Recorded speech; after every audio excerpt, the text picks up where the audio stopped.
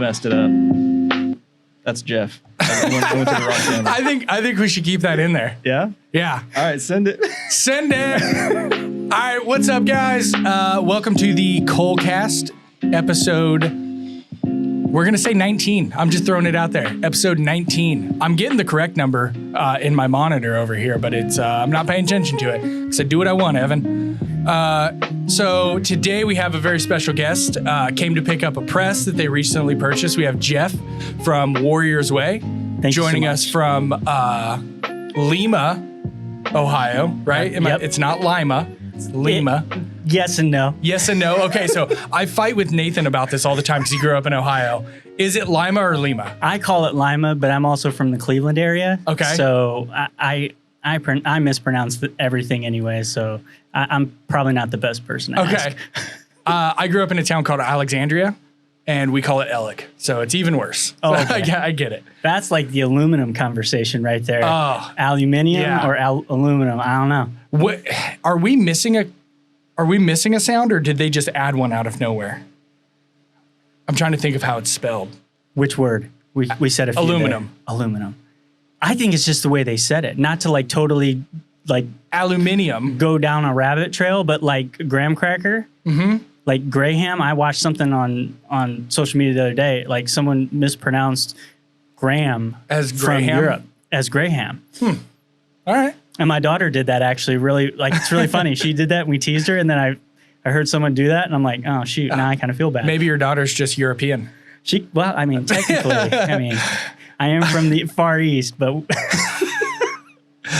Have you seen the thing where you can spell fish with Ghoti?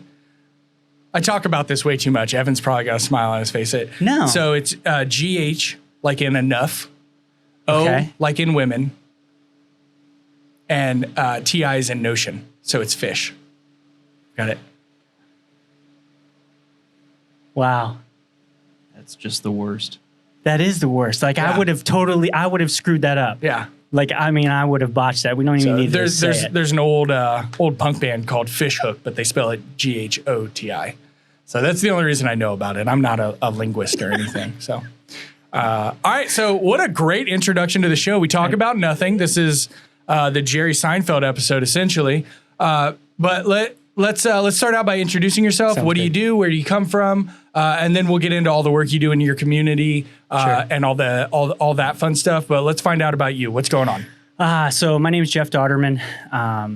Actually, if we go all the way back, I was adopted when I was 3 months old into an amazing family. And then it kind of starts from there for me. You know, family is everything, and everything that I do revolves around that. So the friends that I have, the groups that I get involved with, I want it to be more like a family than just something that you go do. It took me probably 12 to 14 years to get to where I'm at now in automation and the engineered solutions that I do.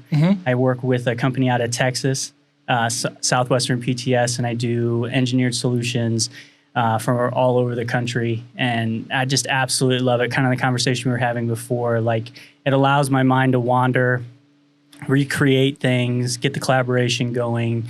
And that's kind of why, like, I absolutely love this hobby and I just dive in so much. Yeah, I love, we've had probably 5 or 6 conversations. Yeah. And in about half of them, you have come up with solutions to things I didn't know were a problem. You know, it's like we have this common solution and that's not good enough for you. So, you know, you take something as easy as a light switch. Well, that just makes sense. You walk into a room, you flip the switch. In my mind, it's like problem done. Where I think when you walk in, you hit the light switch, you're like, this could be more efficient. It could be, the light could be warming up 5 seconds before I enter the room. How do I do this? And I love talking to you about it because you talk about it and your brain unfolds through your mouth. And I get to see it in real time, these ideas you're coming up with and how you're processing them. And so that's always fun. So it's cool that you get to do that for a living because you would do it whether you like it or not, I think. Unfortunately, I do it whether I like it or not. And the funny part is trying to tell my family or my family trying to tell people what I do for a living. They're like, hey, what's your husband do? And almost the coined response is, to be honest with you, I have no idea. Yeah. You know, in that 12 years that it took me to get where I'm at today, like I went through so many different avenues. Like I went to school for criminal justice and sociology. A lot of people don't know that about me. Okay. Now everybody will know. Well, now you said everybody it on, knows now on live TV. I know, and this is huge. This is a huge like therapy session now. Yeah. And I got shot in the eye when I was 2. Oh, man. So I have a vision problem. Okay. And all these things, like you don't think that like when the pain that you're going through when you're trying to search what you're supposed to do for a living. Yeah. Like it was crazy, like those God moments throughout all of that. Like I have color deficiency. Like I'm basically colorblind, but I can see colors. I can't distinguish colors. Oh, brother, you would fit in here so well. I think we have like 2 color seers here. Genuinely, all of us. Somebody will be like, "Hey, do these 2 things match?" And we're all like, "Yeah." And then Evan's like, "Oh no! Like what are you doing?" Like, yeah, my kids play those games with me out in the store, knowing that I'll get it wrong. Yeah. And they just it's so easy. Run off and giggle to their mother. I've just given up trying. I just say yes every time. It doesn't matter if I think they match or not. It's just like, yeah, it matches. The best way I can describe it to people, and a couple of the guys on the floor have agreed. It's like going from Super Nintendo to Nintendo 64 to PlayStation. Okay. And we got left with regular Nintendo. Oh. We've got 8 colors. That's it. That's all we can see. Anything beyond that there's no magenta. That's just purple. Yeah, right. Agreed. Or blue. You know, if blues are so hard for me. People will be like, "Oh, is this turquoise?" And I'm like, "That's gray."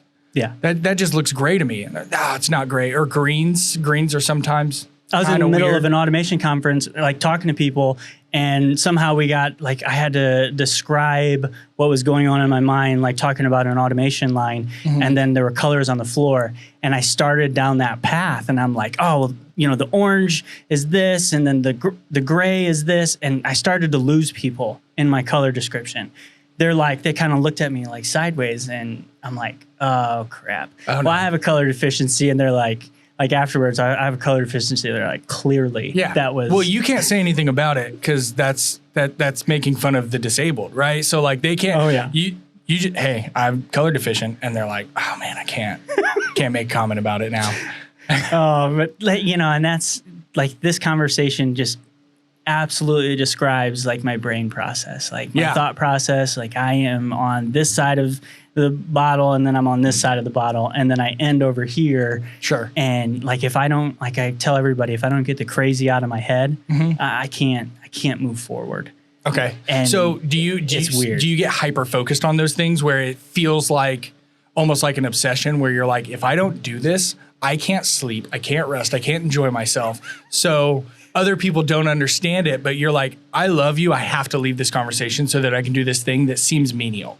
No, you have no idea. So David, and we'll get into more who David is. We were talking about like induction forges and anvils and all this stuff. And so like mentally, I couldn't shut my brain off, right? I'm telling you, I went to bed at 9 o'clock. I started looking at YouTube stuff and I started, researching. Next thing you know, it's 2 o'clock and I'm still like deep into thought. Yeah. And next thing you know, so I put my phone down and I waited. Next thing you know, I had to wake up. Like I couldn't go. I didn't sleep for probably the better part of 48 hours until the thought process left.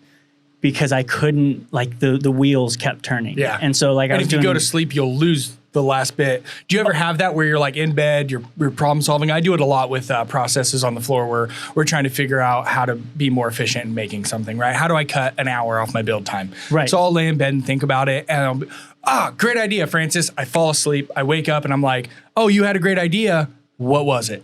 I don't know. The answer is I don't know. Yeah, exactly. Do you have that feeling? Is that why you don't sleep? Is because you feel like you're going to lose that thought?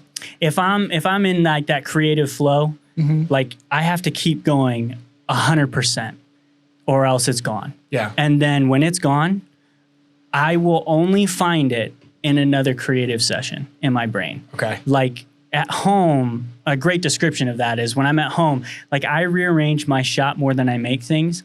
Because I overthink everything and I really struggle with perfection, like it turning out perfect so that I don't waste anything. Sure. Because my entire life is based around 0 waste, 100% accuracy, and if it doesn't work, you have to start all over. type thing with automation. Like that's a tough thought process. I couldn't deal with that because that's just physically impossible. Oh, I know it. You can't have zero waste. There will be waste somewhere. Oh, and so like it's funny. Like David, part of Warrior's Way, we talk about it all the time. He's like, dude, you gotta like relax and just let it happen. And I'm like, well, what happens if this happens? And then he's like, you've watched way too many YouTube videos. And it's like, oh shoot, he's not wrong. When my daughter was born, she was born 9 weeks and a day early. Okay. So when we went home, like finally got home out of the intensive care, like I didn't know what to do. I was a brand new father. I was freaking out. Was it first child? First child. Okay. And we spent the first, 9 weeks in the ICU. Mm-hmm. So when we got home, like I was terrified to even hold her, look at her, like do anything because she was still smaller than the average baby that was born. Sure. So she was born 3 pounds and 7 ounces. And so like when we got home, like she was only 5 pounds or something like that.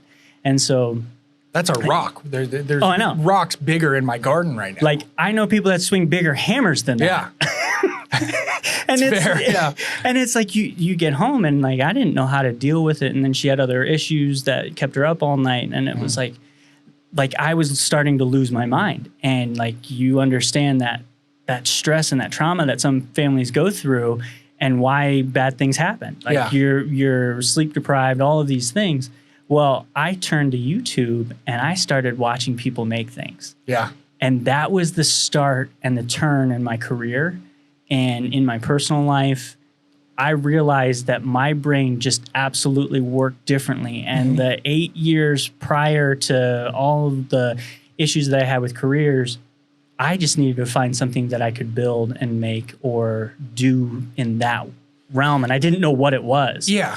I was like, you can't make a job off of, YouTube at the time, Sure. thinking for me.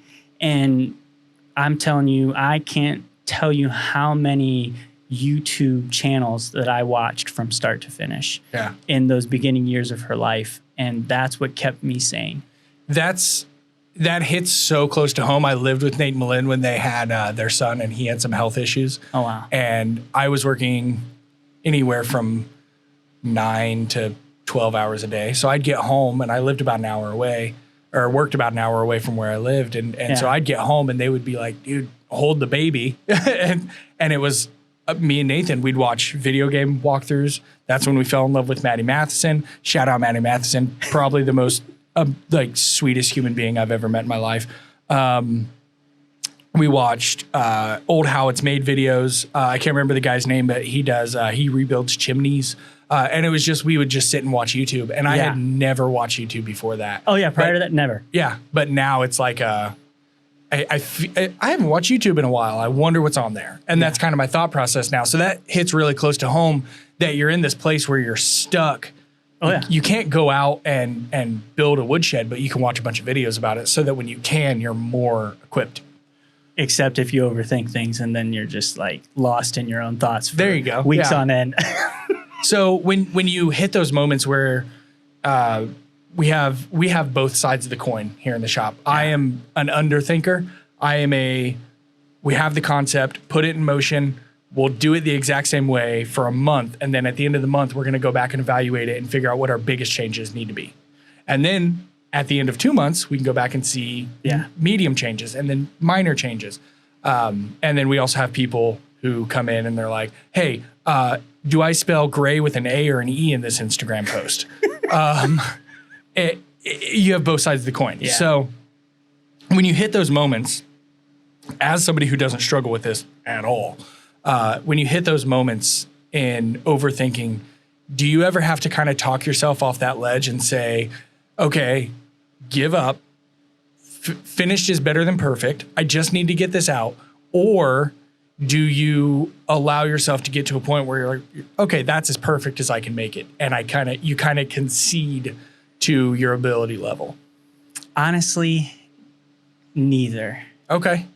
I have lived in a space until I found Warrior's Way. Honestly, I lived in a space where I fought becoming a maker.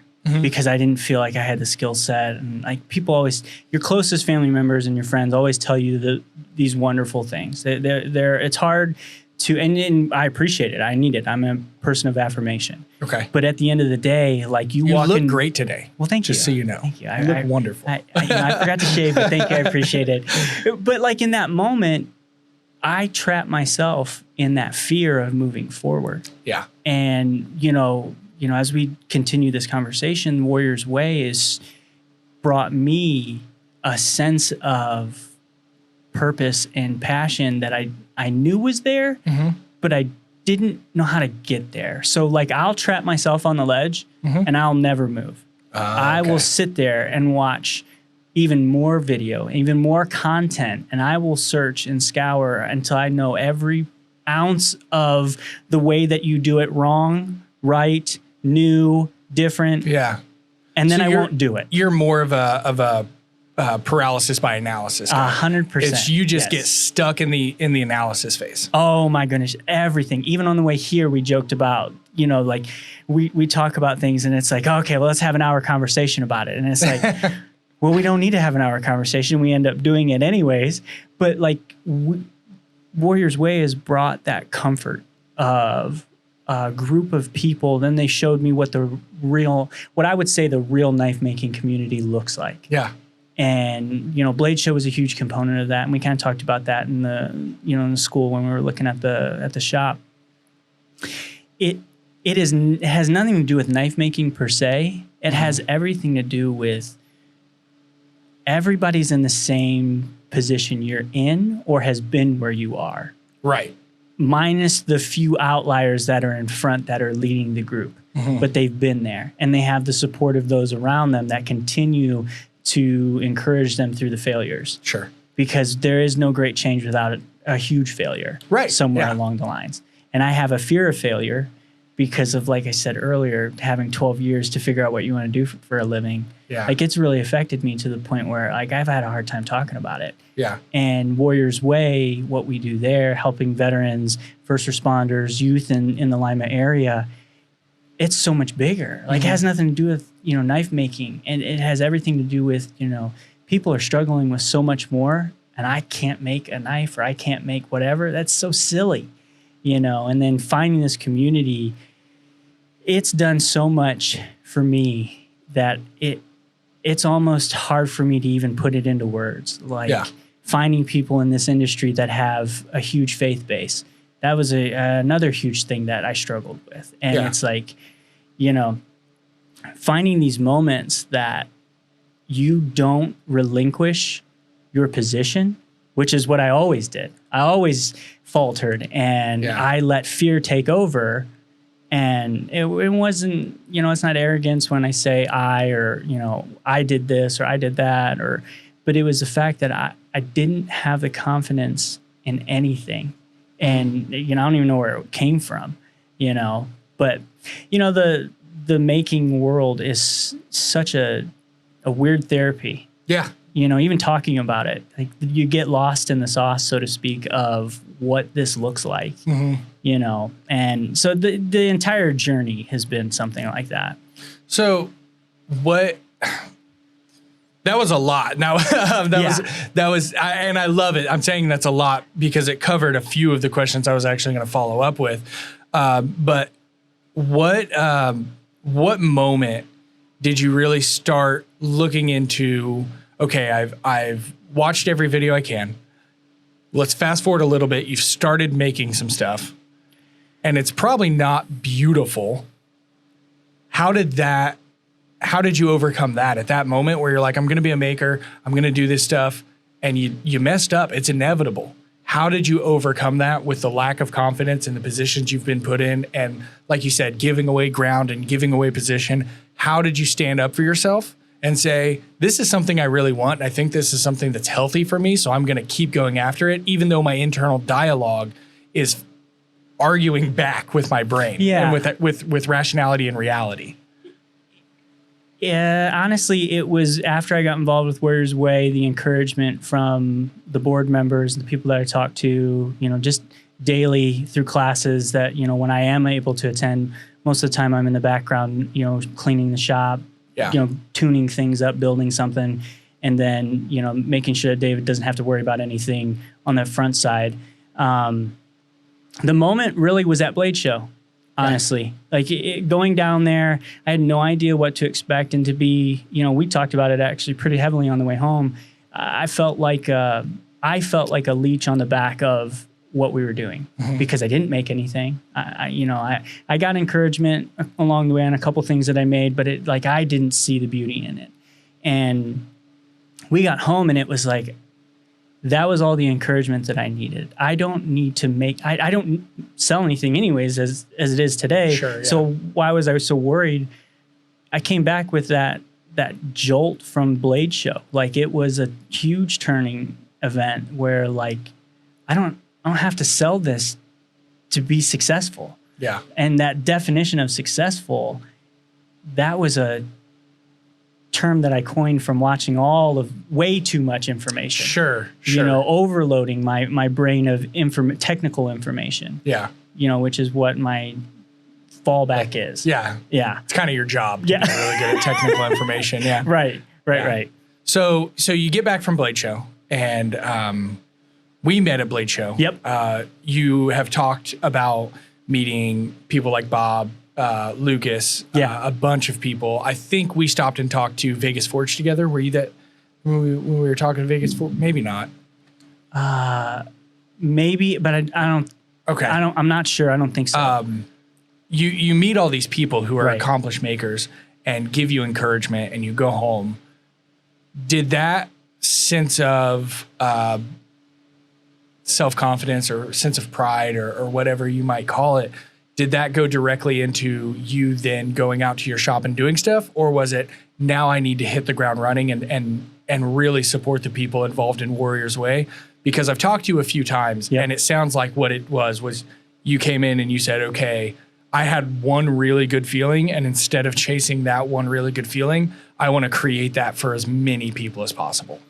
100%. So what that did was it inspired that feeling at Blade Show. I came home and it inspired me to just be a maker of whatever the heck I wanted to make that day. Yeah. You know, go out there. Like I've had a welder for the better part of 8 years, and I've turned it on twice, and I've absolutely failed. So I threw it back in the corner. Sure.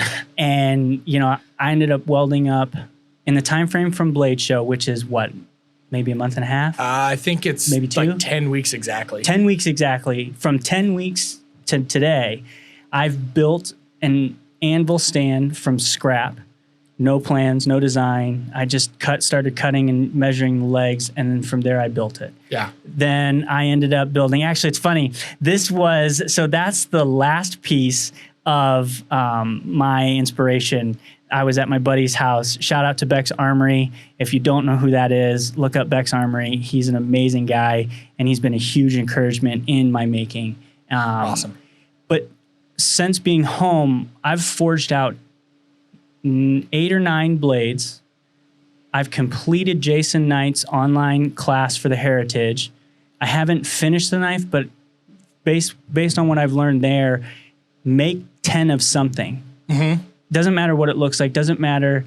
I'm going to forge 10 more. I'm going to forge 10 of the shapes that the Heritage is, and then work on the actual grinding. So I'll do 10 grindings, and then I'll do 10 handles. Yep. And then from there, that's the way I want to get better. Because if I just do one and move on, I really won't know where I'm going. Which part was the part that I need to improve on? Yeah. Because at the end of the day, it's an 80% knife, but what 20% am I missing? Right. And so that's, like, I've had a shop in my garage for the better part of 10 years.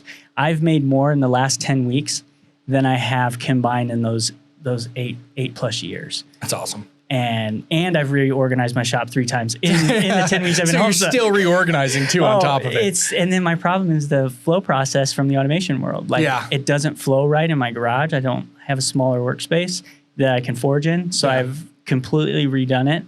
And, you know, and then on top of all that, I've been from Michigan twice, Florida, Oregon, the tip of Texas. I'll be in Kentucky in 10 days. And it's all about the time that you devote. And if you want to be better, just be better. Yeah. Like, that's what I wasn't doing. And Yeah. so when I came home from Blade, those moments of fighting, becoming a maker, you know, I attribute all of that to what I've learned from Warrior's Way and the things that we do with the veterans that are lost. Yeah. So tell me about the work that you do with Warrior's Way. How'd you get involved? You guys are a really cool organization that I'm very proud to have some sort of relationship with. Talk to us about what you do, how you got involved, and, you know, kind of the overview. Sure.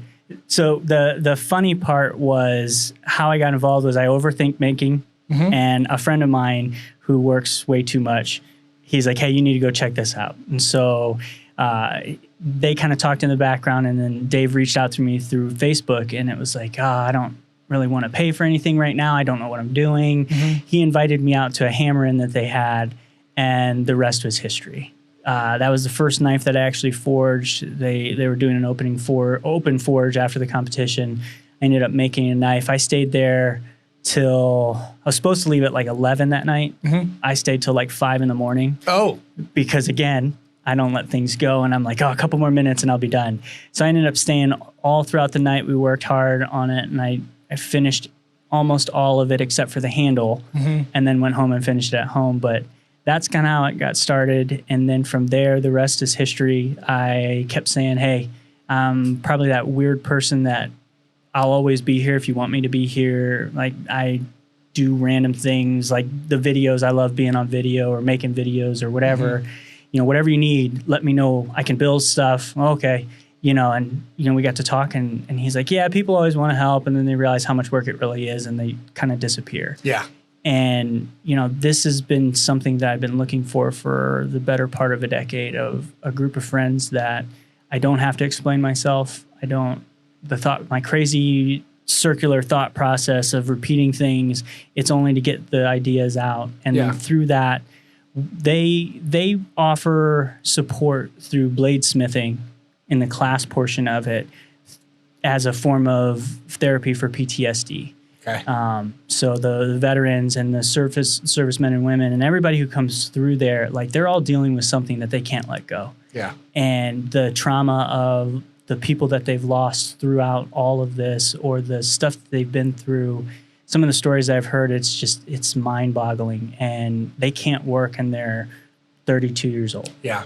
And, like, what do you do? And, you know, that's where the suicide comes into play. That's where the drinking happens, and, you know, the loss of purpose in life, and the fading from your family because there is no real thing that I can do anymore. Yeah. And giving that back to them, watching them come through, and, you know, seeing the joy of, I made this knife, this polished turd sometimes. Yeah. We like, they'll call it that. And it's like, no, stop. Like, this is amazing. Yeah. Like, you went from not being able to make a knife to leaving with a knife. Yeah.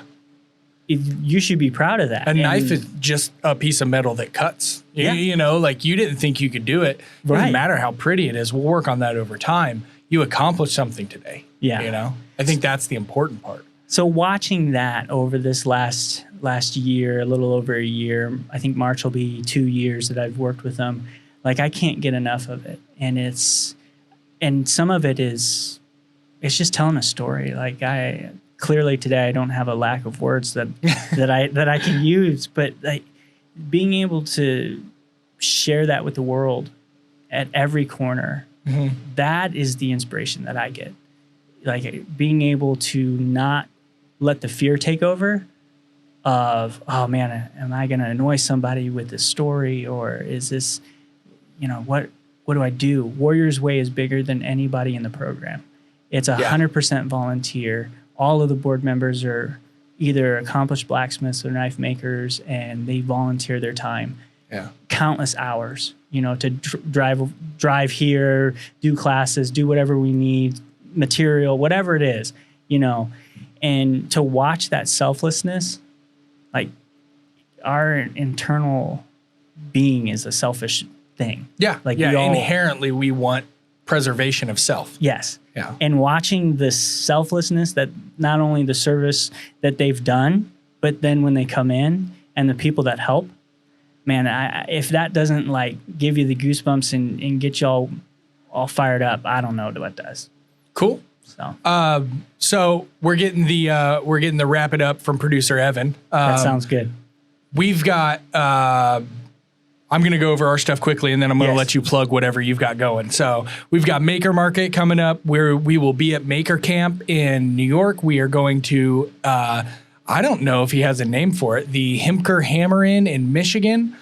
We will be teaching classes. Jump on our website, see what we're doing, figure out how to get involved. We want you here. Inspired by the story of Jeff and David, and we'll have to get you on a time that you can come longer. They actually are only here because they're picking up a press and we dragged them into this. So we'll have to get you on a day where you can come in and sit longer. Incredibly inspired by you and the stories that you tell. What do you guys have going on? You're in Central Ohio, so how can people get involved with you if they're not able to get involved with us? But don't go stealing our patrons. No, we want to promote our grudge match that we have right there. It's November 10th, 11th, and 12th. The 10th will be a hammer-in meet and greet with the Smiths. We've got anywhere from 10 to 20 different Forge and Fire contestants, champions. I actually get to join the ranks this year. I'll be competing against the best of them.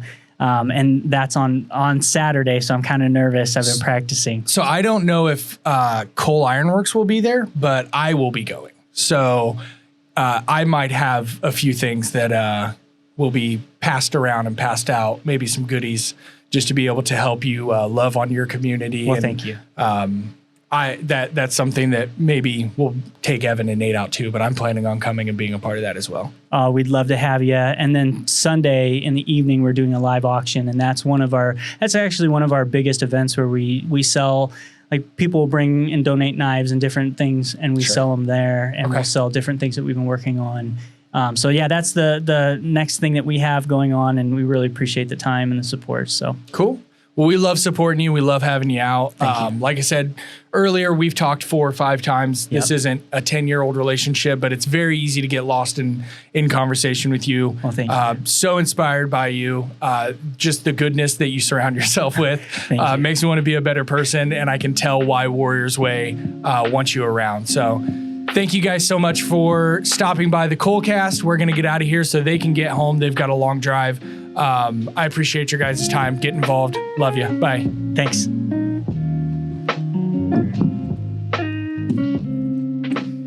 Thank you. Yeah, absolutely.